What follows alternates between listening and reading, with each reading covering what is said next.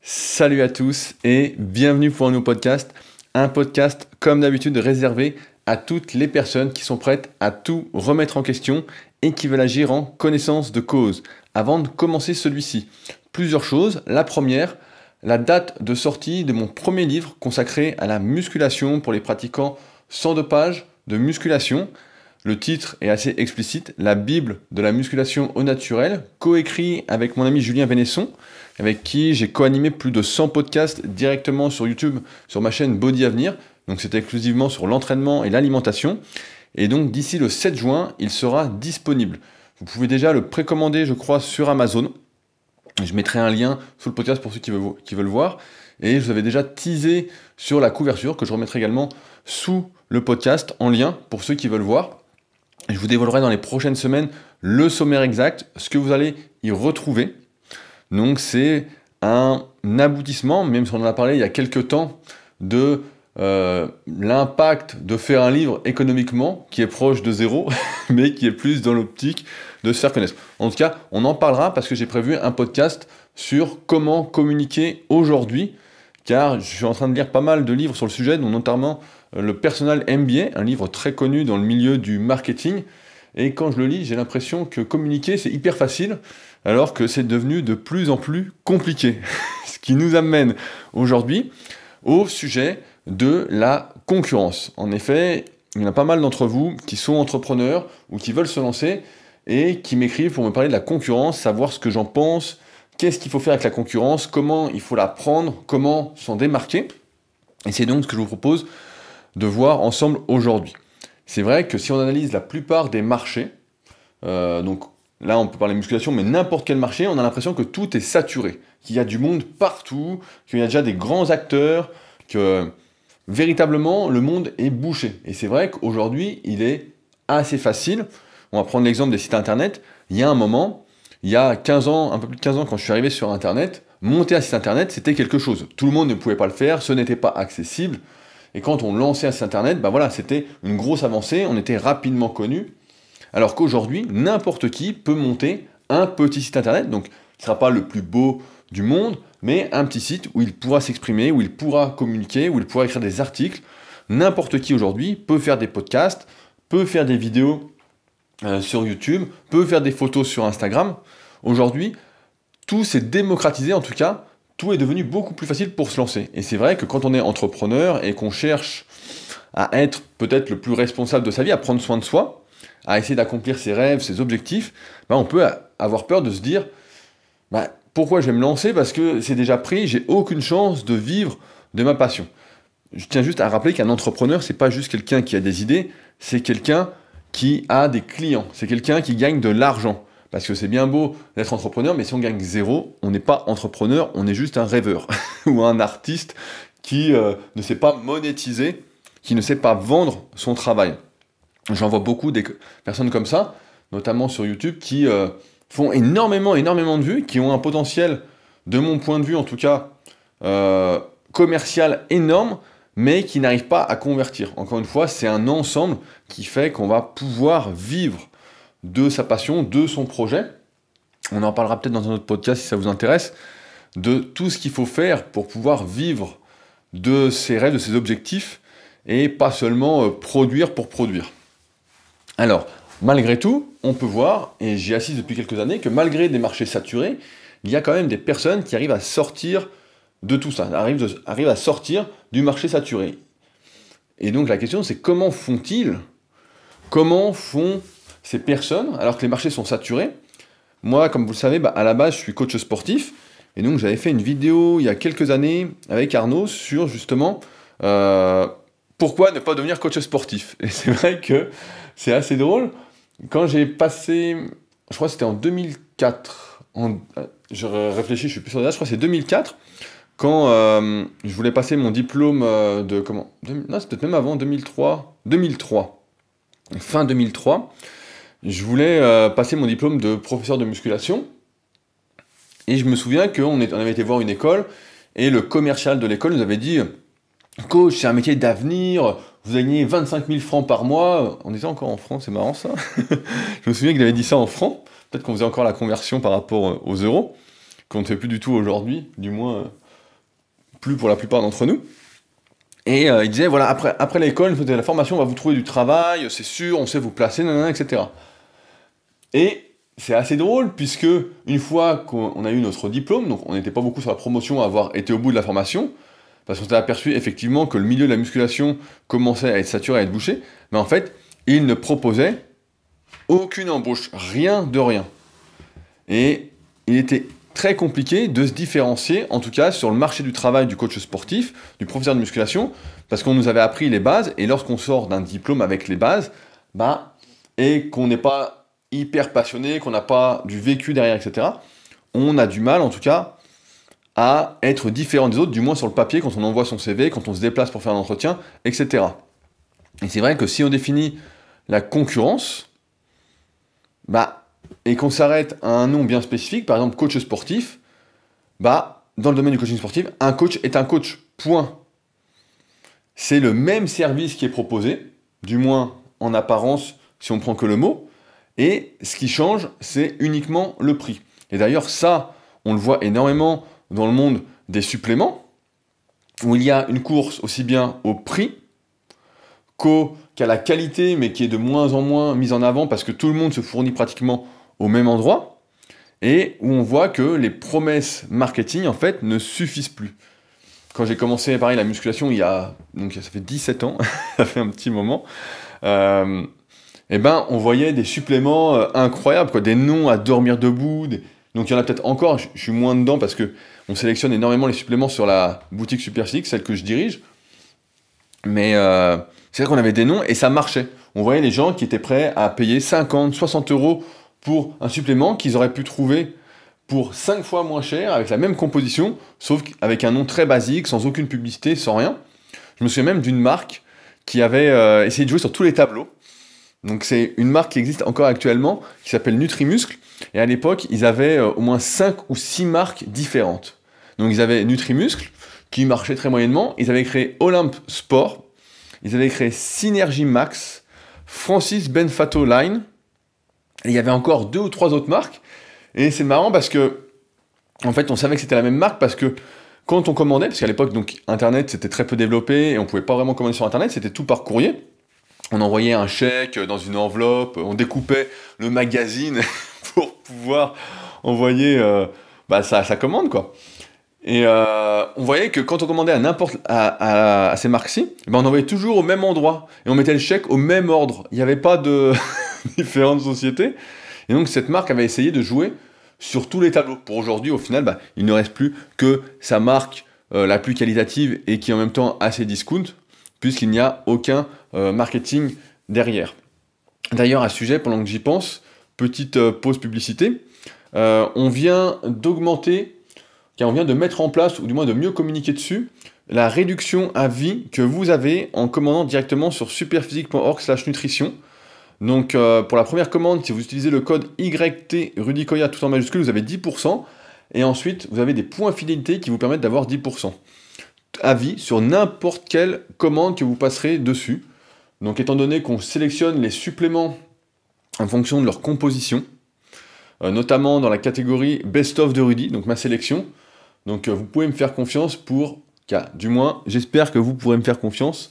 Si un jour vous hésitez à savoir quoi consommer comme supplément, que vous êtes un peu perdu, surtout qu'on vous réserve quelques surprises dont je vous reparlerai bientôt, dont on reparlera avec Fabrice d'ailleurs normalement très prochainement, d'ici environ 1 mois. Et normalement ça devrait vous plaire, en tout cas si vous faites de la musculation et que vous êtes dans cet état d'esprit de prendre soin de votre santé et de ne pas consommer n'importe quoi.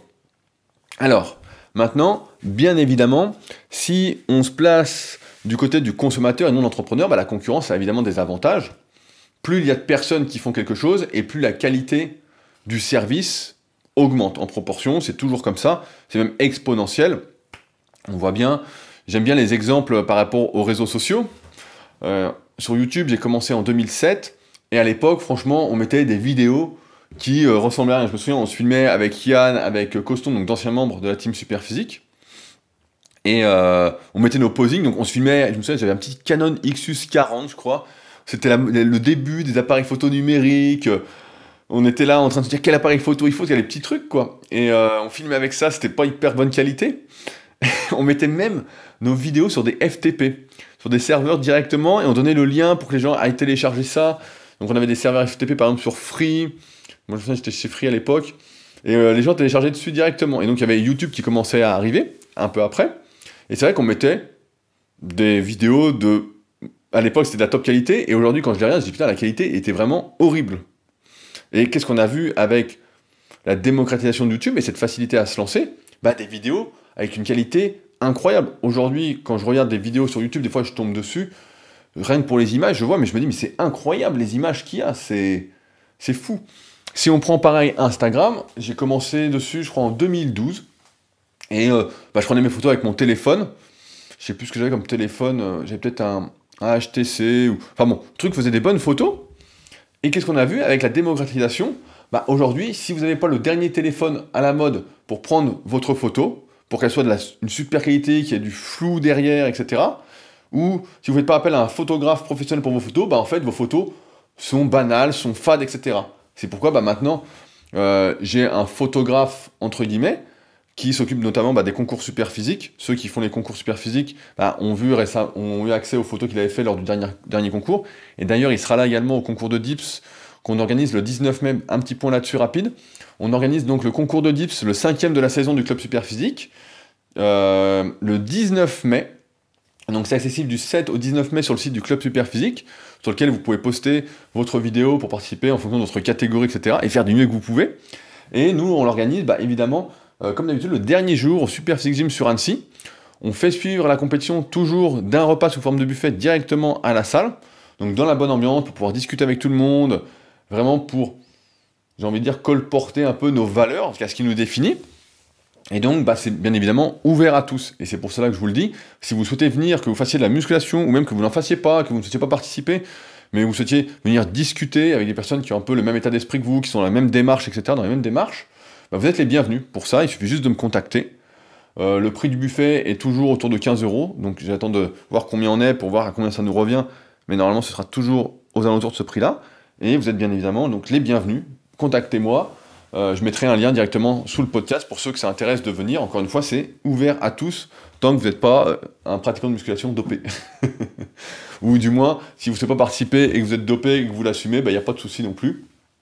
Tant que vous n'êtes pas un menteur. Qu'est-ce que je disais? Oui, sur Instagram. Donc maintenant, voilà, on est obligé de prendre des photographes, ou d'avoir le dernier téléphone à la mode, ou d'avoir un super appareil photo pour essayer d'être toujours là. Alors qu'avant, on pouvait prendre une photo limite dans le noir et ça suffisait. Je me souviens, à l'époque même, on partait sur les forums, je sais pas, il y a plus peut-être 15 ans, quand il n'y avait pas beaucoup de photos, que c'était pas trop démocratisé, quand quelqu'un, un professionnel du bodybuilding postait une photo, on était là et on allait la chercher sur les forums américains, on disait, un peu style des paparazzi, quoi. Les photos étaient horribles, on voyait rien, et puis on était là en train de dire « Ah, incroyable » et tout. Alors que maintenant, il y a tellement de photos. Pareil, avant, on en postait une fois par an, du moins à la grande époque de Smart Weight Training Super Physique, au moment de la transition. Comme maintenant, on en poste tous les jours, du moins, on en fait beaucoup à un moment, en tout cas pour mon cas, et on les poste tout au long de l'année pour être tranquille. Donc la concurrence, pour le consommateur, c'est quand même quelque chose qui est hyper intéressant, parce que ça fait augmenter la qualité dans chaque domaine. On voit bien même, par exemple, sur les vêtements, sur... Ouais, les vêtements, on voit maintenant des sites chinois qui vendent des vêtements, mais qui sont 10 fois moins chers que les vêtements de marque, entre guillemets, qui nous sont proposés en France, par exemple. Et c'est fou de voir que c'est pratiquement les mêmes vêtements. Ce qui change, c'est juste qu'il n'y a pas le logo. La concurrence, personnellement, donc ça m'a poussé à faire des meilleures photos, ça m'a poussé à reprendre les vidéos, donc d'articles sur YouTube. J'avais commencé en 2009-2010 avec le lancement de Super Physique, après j'avais arrêté, parce que j'étais pas trop à l'aise en vidéo, ça me plaisait pas trop. Et donc, j'ai essayé, j'ai repris en 2012 parce que certaines personnes, certains concurrents, entre guillemets, du moins ce que je prenais pour des concurrents, et on va voir après que on a une mauvaise définition de la concurrence, du moins je le pense, ça m'a poussé à reprendre, et j'ai tenu jusqu'en 2017, puisque j'ai arrêté les vidéos, en tout cas, d'explications en dehors de la formation Super Physique pour la nouvelle année, suite au énorme podcast que j'avais expliqué pourquoi j'ai arrêté YouTube en vidéo en dehors des vidéos brutes. Et la concurrence, c'est également ce qui me pousse aujourd'hui. J'ai fait le compte tout à l'heure. J'ai écrit depuis le début de l'année à peu près 40 articles. Et comparativement à avant, c'est marrant aussi parce que pendant un temps, j'avais une sorte de rubrique tous les samedis sur mon site, donc sur rudicoya.com, où les gens, comme ils m'envoyaient beaucoup de questions par email, je disais, bah voilà, je répondrai à une question par semaine ou deux directement sur la partie blog de mon site. Et donc je répondais en général assez simplement, 4, 5, 10 lignes maximum, et ça faisait article. Et aujourd'hui, bah ça ne suffit plus parce que de nombreuses personnes écrivent des articles, donc après, la qualité, le contenu, bon, on en dit ce qu'on veut, tout dépend de d'où on se place. Mais c'est vrai qu'aujourd'hui, bah là, ça me repousse, vu la concurrence qu'il y a, à apporter un grand soin aux articles que j'écris, à réécrire des articles que j'ai déjà faits, vraiment pour qu'ils soient le plus qualitatifs possible. Malheureusement, j'ai envie de dire, ce que gagne le consommateur d'un côté, cette hausse de qualité, l'entrepreneur, c'est ce qu'il perd de l'autre côté. Je regardais un documentaire, c'est quand c'est... quel jour? On est mardi. Dimanche, je regardais un documentaire, donc Cash Investigation, justement sur la progression d'un supermarché, donc le Lidl, en France. Et j'ai envie de dire que justement, ce gain de prix se fait à notre détriment. C'est une course en fait à la productivité au détriment de l'humain. Et dans le documentaire, c'est vraiment donc Cash Investigation sur Lidl, donc je pense qu'il se retrouve sur YouTube. Si vous tapez Cash Investigation Lidl. Et on y voit quand même des choses assez incroyables. On y voit des gens dans ce documentaire qui ont des cadences à respecter. Alors, j'ai les chiffres en tête, ça me revient. Donc, il devait faire 180, je sais plus, colis. Il faisait 180 colis à l'heure, et le responsable de l'entrepôt leur dit, bah non, mais c'est 250 l'objectif. Donc, alors que la personne est déjà cuite, elle force, on le voit, elle court. Et pareil, le travail est tellement déshumanisé que les employés ne parlent plus entre eux. Ils ont un casque sur la tête qui leur dit, rangez ci, hauteur ci, tant de cartons de ci, et il n'y a plus du tout d'aspect social en fait, c'est complètement déshumanisé au profit de la productivité. Et en fait c'est un problème qui existe depuis un moment, depuis pas bien plus longtemps que mon existence. Ce problème pour moi c'est la mondialisation en fait, cette course au toujours plus rentable, au toujours plus profitable, au toujours plus capitaliste, qui fait que finalement on en arrive à détruire de plus en plus les petits commerces, les petits entrepreneurs. Alors vous me direz, bah, c'est la règle, c'est la concurrence, etc. Mais moi, en tout cas, ça me plaît pas trop. L'expression « on ne prête qu'aux riches », c'est la norme, en fait. C'est marrant parce que des fois, j'ai l'impression de relire des expressions, de tomber dessus et de me dire « mais en fait, je saisissais pas bien tout le sens ». Et quand je retombe dessus, je dis « bah ouais, ça y est, en fait, putain, tout était déjà dit, quoi, c'est vraiment ça ». Et on le voit bien, hein. Et rien, comme on en parlait la semaine dernière dans le 100e podcast, le changement, c'est pas maintenant. Rien de ce qu'on fera en plus ne va changer cela, du moins à grande échelle. Hein. Nous, à notre niveau, bah, on peut faire quelque chose, comme par exemple, on peut recommander à d'autres personnes ce qu'on trouve bien. On peut, bah, comme par exemple ce podcast ou des articles. Voilà, on peut agir à notre petite échelle, à notre petit réseau, en disant, voilà, ça c'est bien, ça c'est pas bien, etc. Mais à grande échelle, on va rien pouvoir changer parce que c'est une histoire d'argent, en fait. C'est une histoire, c'est que ça, que ça, que ça. Et donc, j'en arrive à me poser une question, et à laquelle on va justement répondre. Mais la question, c'est comment un entrepreneur aujourd'hui, qui voudrait s'épanouir, peut-il réussir dans ce monde, dans cette guerre du toujours productif ou du toujours moins cher? Alors, la première chose, c'est que le toujours plus productif n'est pas possible, et le toujours moins cher non plus, en tant que petit entrepreneur, à moins d'être déjà installé sur des millions d'euros, et de pouvoir vraiment se lancer à fond, écraser les autres, etc. Ce n'est pas possible. La course du moins cher, comment ça finit? Ça finit qu'il y a des gens qui vendent à perte, qui ne gagnent plus d'argent. C'est ce que j'avais expliqué dans le podcast La méthode Amazon, Amazon pendant des années a été en perte. Il perdait de l'argent, mais survivait grâce à ses investisseurs qui croyaient au projet, qui avaient été convaincus par Jeff Bezos et ses collaborateurs d'investir parce que ça allait marcher. Et leur stratégie, c'était quoi? C'était justement d'avoir suffisamment d'argent, de casser les prix, d'être plus productif, de mieux analyser les données clients, etc. En ce moment, il y a une sorte de polémique autour de ça, mais bon, malheureusement, c'est vers ça qu'on tend. Et pourquoi? Pour justement tuer tous les concurrents. Et on le voit dans le milieu des suppléments. J'ai fait une vidéo justement qui va bientôt sortir sur la formation Superphysique avec Arnaud sur le sujet. bah, on voit que dans tous les domaines, c'est le cas. Si vous avez beaucoup d'argent, vous allez pouvoir être plus productif, moins cher, pouvoir perdre de l'argent pendant un moment, s'il faut, pour pouvoir couler toute la concurrence, etc. Et donc nous, en tant que petit entrepreneur, bah, on ne peut pas. On ne peut pas, et de plus, on ne peut pas également se reposer sur nos lauriers. Il y a un exemple qui était très intéressant, je m'en suis souvenu en préparant ce podcast, c'est l'exemple de Free. Donc Free, le fournisseur d'internet, de téléphonie mobile, etc. Je ne sais pas si vous avez connu, je ne sais pas quel âge vous avez, mais si vous avez mon âge, vous avez connu ça. C'est, à l'époque, on payait des forfaits de téléphone pour 2 heures de téléphone à 40 € par mois, internet limité, etc. Et à un moment, Free est arrivé et a détruit le marché. Donc il y avait 3 opérateurs de base, il y avait Orange, SFR et Bouygues. Et ils étaient en place, il y avait une légère concurrence, ils s'étaient mis d'accord sur des prix, etc. Donc qui était très rentable pour eux, bien évidemment. Et Free est arrivé, il a complètement flingué les prix au-delà du raisonnable. On voit maintenant des forfaits, limite, je sais pas s'ils sont illimités, à 2 €. On voit des forfaits 100 gigas à 15 €. Donc après, sans vouloir faire de mauvaise pub, en tout cas là où je suis, là où j'habite, vers Annecy, Free marche pas très bien. J'ai déjà testé leur forfait, j'ai pas tenu plus de 2 mois, parce que la 4G était inexistante. Donc, mais tout ça pour dire que c'est ce qui se passe en fait, c'est une stratégie qui est utilisée par les grands groupes, et ce qui fait qu'en fait on ne peut pas se lancer nous en tant qu'entrepreneurs dans cette course du plus productif, du moins cher. Et c'est aussi pourquoi je trouve qu'il est important, je sais pas si vous le faites, mais en tout cas moi j'essaie de le faire au maximum. J'essaye, quand je vois quelque chose par exemple sur internet, comme vous savez, je lis énormément de livres, donc souvent je regarde sur Amazon ce qui est sorti comme livre, etc. Vu qu'ils analysent mes données, mes achats, ils me proposent en général des livres qui peuvent m'intéresser. Et au lieu de les acheter directement sur Amazon, la plupart du temps ce que je fais, alors ça m'arrive de commander sur Amazon bien évidemment, mais la plupart du temps ce que j'essaye de faire c'est d'aller en ville, d'aller dans un petit commerçant par exemple pour les comics, je lis également pas mal de comics, il y a une boutique de comics sur Annecy, et donc d'aller dans la boutique, de voir quand ils sont sortis sur Amazon, d'y aller et de les acheter sur place. Quand je veux acheter des livres, qu'est-ce que je fais ? Je vais à la Fnac, parce que j'aime bien aller à la Fnac. En plus, j'aime bien me promener dans le rayon livres. On découvre souvent des livres auxquels on n'aurait pas pensé.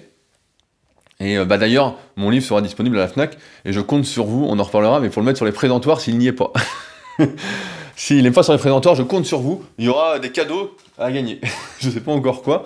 Mais en tout cas, voilà, j'essaye d'aller acheter chez des commerçants réels, parce que sinon, ce n'est qu'une course à la productivité au moins cher, au million en fait. Et c'est pas un monde qui me plaît.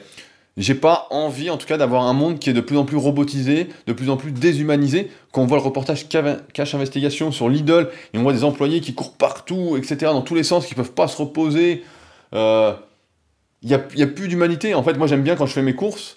Je les fais pas souvent, mais quand je les fais, j'aime bien arriver, discuter rapidement avec le caissier. Bonjour, vous allez bien ? Enfin voilà, avoir un échange tranquillement, et pas une course là, pareil. On voit dans le documentaire, ils sont obligés de passer 30 articles à la minute en caisse, quoi. C'est un article toutes les 2 secondes, donc c'est fou, en fait, il n'y a plus du tout d'humanité, et c'est pour ça que je pense que certains parleront de progrès, moi je parle des évolutions, j'appelle pas ça une évolution, du moins pour l'humanité, où on va peut-être finir dans un scénario à la Terminator avec Skynet, la prise de pouvoir des robots, hein, c'est bien possible, quoi. Donc, maintenant, j'ai envie de dire, est-ce que, dans ces conditions, il y a de la place pour tout le monde ? Parce que c'est là où on se dit, putain, mais il y a les gros qui ont plein d'argent, il y a les gros qui écrasent les autres, qui peuvent se permettre de perdre de l'argent, parce que derrière, ils ont des gens qui vont remettre des sous.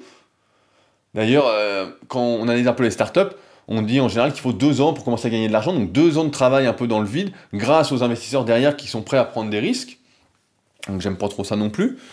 Et je pense pas que ce soit votre cas, en tout cas, si vous m'écoutez aujourd'hui, que vous souhaitez lancer une startup, mais plus une entreprise pérenne. Et donc, je crois qu'il y a de la place, en fait, mais pour faire différemment. Il y a de la place pour faire à votre façon. Si je reprends l'exemple du coaching, si je fais du coaching comme tout le monde, c'est-à-dire faire des programmes sans aucun suivi, sans aucune personnalisation, sans adapter le programme à la morpho-anatomie de la personne, sans discuter, sans aspect humain, si en fait je fais tout faire par un robot, limite, on reprend mon exemple, hein, je pourrais demain je pourrais demander à Richard qui s'occupe de mon site de développer une interface robotique où la personne rentrerait ce qu'elle a fait la semaine, et hop, elle clique sur un bouton et elle aurait son programme.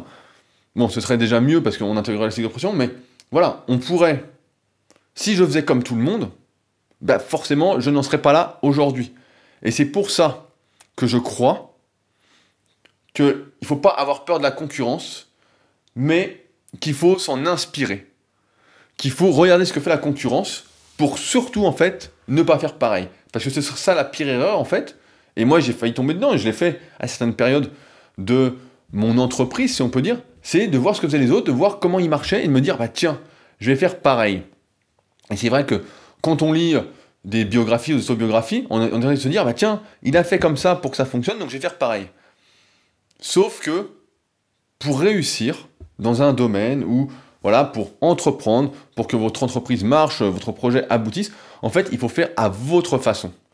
Il faut faire comme vous pensez que ça doit être fait. Et normalement, ça vient naturellement. Quand on est à se poser plein de questions, à dire « je dois faire comme ci parce qu'un tel a fait ça, etc. », ça ne peut pas marcher.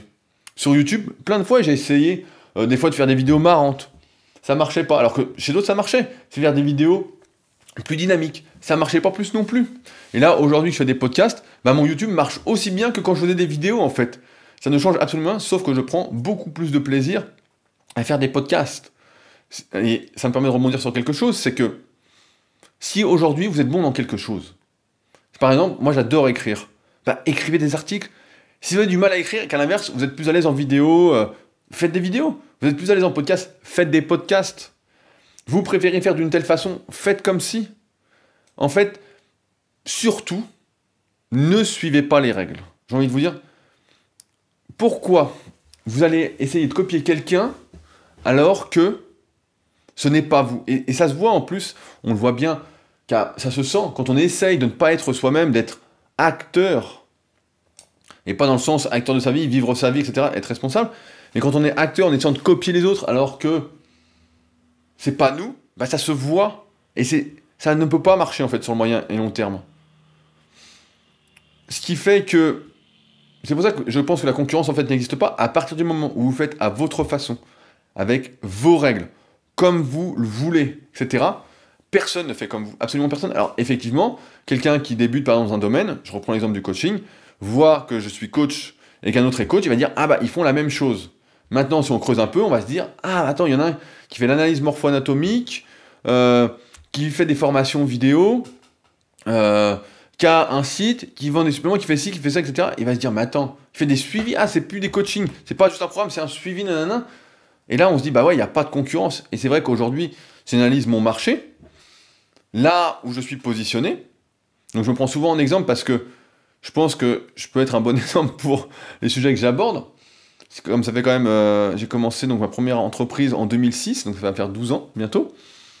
Ben, si on parle de musculation, j'ai 3 grosses spécialités qui sont l'analyse morpho-anatomique, avec quoi j'ai écrit un livre, j'ai fait une formation vidéo avec des analyses morpho-anatomiques en vidéo, les cycles de progression, donc une invention de ma part que j'avais détaillée de manière pour les débutants dans une partie de mon DVD, et enfin la pratique de la musculation sans dopage, notamment avec Superphysique, et mon refus catégorique du dopage, de tricher, etc., de vraiment mériter ses progrès, de faire du mieux qu'on peut en fonction de soi, etc.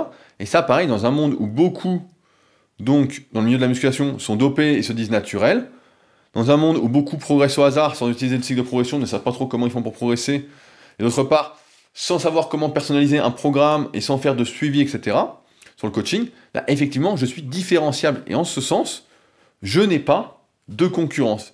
Si demain, si par exemple vous êtes un de mes élèves ou vous cherchez à vous faire entraîner, vous allez dire, bah ouais, je vais aller chercher le mec qui est capable de faire ça, je vais pas aller prendre quelqu'un d'autre. Et c'est vrai que lorsqu'on essaye de copier quelqu'un, il faut juste se poser une question, du moins quand on veut être entrepreneur et qu'on veut gagner sa vie avec ce qu'on fait, il faut se poser la question de, est-ce que, si j'ai le choix entre l'original ou la copie, qui est-ce que je vais choisir? Et dans 95% des cas, les gens vont choisir l'original. Ils vont pas prendre la copie. Il y en a certains qui vont prendre la copie parce que la copie sera un peu moins chère. Parce que la copie aura moins de monde, donc pourra un peu se prostituer, entre guillemets, pourra détruire un peu le marché, mais ne pourra pas proposer la même qualité que la personne qui est l'original, parce que l'original, c'est la personne en elle-même. Et c'est ce qui explique, d'ailleurs, dans le milieu du coaching, que beaucoup de coachs, j'en parlais encore hier avec un jeune qui est à ma salle, donc Valran, je ne sais pas si tu écoutes ses podcasts, qui travaille à Decathlon, qui est en master management du sport, et qui me disait qu'à Decathlon, il y avait plein de coachs, en fait, qui travaillent à Decathlon parce qu'ils n'avaient pas de travail. Et effectivement, lorsqu'on est coach et qu'on ne fait par exemple que des programmes d'entraînement, il y en a déjà des milliers qui font ça. Il y en a déjà qui ont 500 000 abonnés sur YouTube. Il y en a déjà qui ont 200 000 abonnés sur Instagram. Il y a des gens qui ont de l'argent derrière, qui font de la pub, qui font tout ce qu'il faut pour être mis en avant. Et si vous faites pareil, bah vous n'avez aucune chance. Encore plus si vous vous lancez, vous n'avez aucune chance de vous en sortir. Et on voit bien ceux qui sortent, pour reprendre le début de ce podcast, qui arrivent à sortir de ces marchés à forte concurrence. Là, c'est les gens qui font différemment. Vraiment différemment. J'en vois des fois, même dans le milieu de la musculation, je clique sur une vidéo et je dis putain, mais c'est complètement différent de ce que font les autres. Et c'est comme ça qu'ils en sortent en fait. Et qui font que ils ne sont pas sur un siège éjectable. Parce que lorsque vous faites la même chose que les autres, vous n'êtes pas à l'abri que Free, ou l'exemple, en fait, arrive. J'ai un autre exemple. C'est marrant parce que j'ai regardé hier soir, avant de préparer ce podcast, un documentaire sur Netflix qui s'appelle « Je dormirai quand je suis mort ». Alors, c'est drôle parce que je vois le titre et je dis « Putain, ça a l'air bien, c'est sur un DJ ». Et donc, je me dis « C'est qui ce mec ?» Enfin, moi, j'y connais absolument rien dans les DJ. Et a priori, c'est un mec qui est hyper connu, c'est Steve Aoki. Et son père, c'est énorme, c'est le mec qui a créé Benihana. Donc, c'est une chaîne de restaurants aux États-Unis, de restaurants asiatiques. Enfin bon, c'est assez énorme. Et justement, donc il explique, on voit que le mec est vraiment différent, quoi. Il a grandi aux États-Unis, c'était pratiquement le seul asiatique quand il allait à l'école, on le voit sur photos de classe, sur les trucs, etc. Et le mec est DJ, donc on n'aime pas, mais bon, c'est un des plus grands DJ du monde. Et il le montre, et justement, tous les DJ parlent de lui en disant, ce qu'il fait, c'est vraiment différent. Et c'est vrai qu'on le voit, le mec, c'est un spectacle, quoi. Il lance des gâteaux dans la foule, enfin, il fait vraiment des trucs qu'on n'imaginerait pas. Et je pense que c'est comme ça, en fait, qu'il s'en sort, en fait. Parce qu'il est inconcurrençable, parce qu'il est lui-même, en fait. Et j'ai d'autres exemples aussi, donc, qui sont marrants. Donc ce documentaire-là, je vous conseille de le regarder si vous avez Netflix. Hein. Je dormirai quand je suis mort, ça dure pas très longtemps, je crois que c'est 1h20. C'est vraiment hyper intéressant. Alors, pour rebondir également à un autre exemple, sur les restaurants. Est-ce que vous connaissez des restaurants, moi j'en connais, c'est pour ça que je vous le dis, qui ne proposent que quelques plats différents, que quelques desserts, mais qui sont tellement spécialisés dedans que c'est délicieux. Et ceux-là, on en entend parler, tout simplement. Alors que celui qui fait, je sais pas, 25 plats différents, bah forcément il peut pas être spécialiste dans un truc, il peut pas être bon dans tout.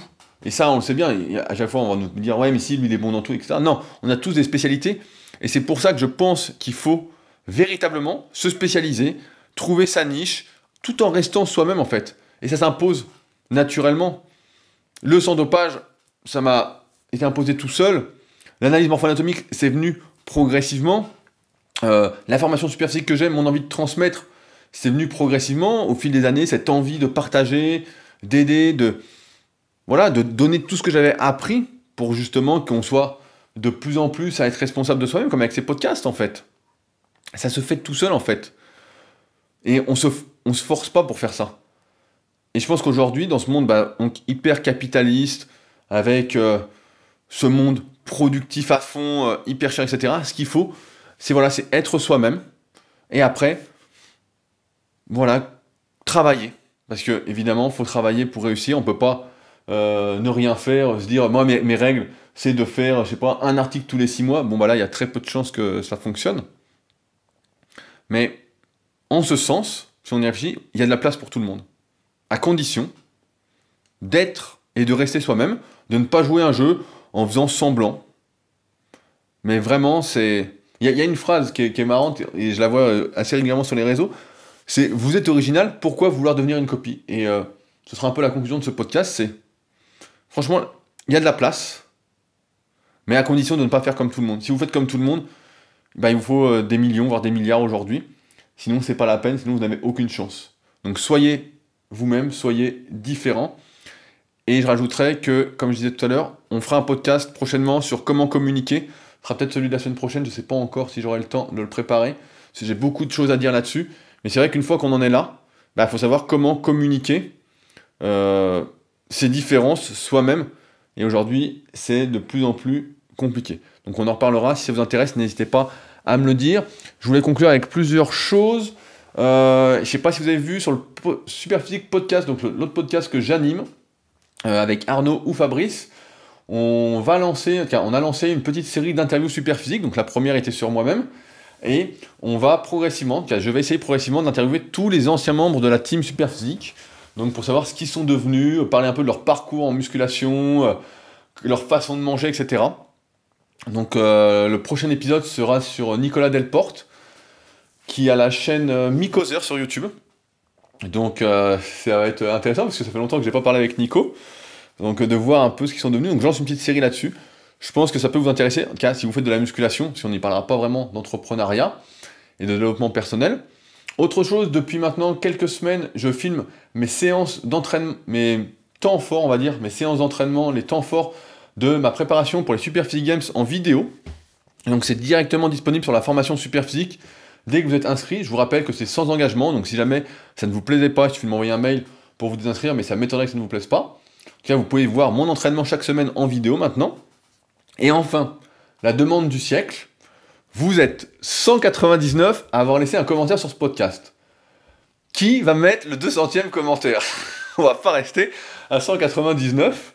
Donc pour ce faire, si vous êtes sur iPhone ou si vous êtes sur iTunes pour écouter ce podcast, il suffit de taper le podcast de Rudy Koya, de descendre en bas et de mettre 5 étoiles et un commentaire pour qu'on arrive aux 200 commentaires. Donc c'est pas grand chose, mais ce serait bien. Le 199 ne me plaît pas. Donc, d'ailleurs, comme je le dis ça en rigolant, mais c'est la meilleure façon aujourd'hui de me rendre service en échange de ces podcasts, du temps que j'y passe, du temps de préparation, etc. Même si je le ferai quand même, hein, vu que c'est quand même un sacré plaisir et que j'adore réfléchir, je lis énormément et j'ai vraiment cette envie de transmettre, comme je vous disais. Et voilà, ce serait cool que vous preniez le temps. Et si vous n'êtes pas sur l'application podcast sur iPhone, n'hésitez pas à vous abonner sur votre plateforme, que ce soit SoundCloud, Podcast Addict, je suis un peu partout, Stitcher, je sais plus quoi. J'ai mis le podcast un peu partout.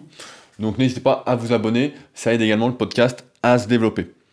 Voilà pour aujourd'hui. Donc nous, on se retrouve la semaine prochaine. Et j'espère avoir le temps de vous préparer ce petit podcast sur comment communiquer au 21e siècle. Et je dirais même en 2020. Parce que le monde est en perpétuel changement et ça devient de plus en plus compliqué. Et donc je vous expliquerai comment j'essaye de faire personnellement pour continuer d'être sur le devant de la scène, si on peut dire entre guillemets. Voilà, donc à la semaine prochaine, que la force soit avec vous. Salut!